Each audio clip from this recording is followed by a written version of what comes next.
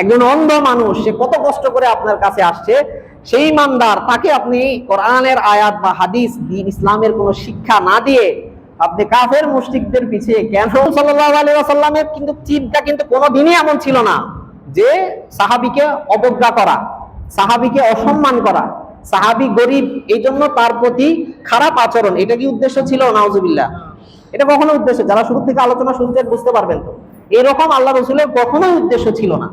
ওই দিকে লক্ষ্য করে যে সাহাবী তো আমার কাছে আসেই, সবসময় তার আসা যাওয়া আছে, এখন যদি সে নাও জানতে পারে পরবর্তী এসে জানতে পারবে, কিন্তু এই কাফেররা এখানে আর আসবেও না, তাদেরকে এরকম সুযোগও হাতে পাওয়া যাবে না।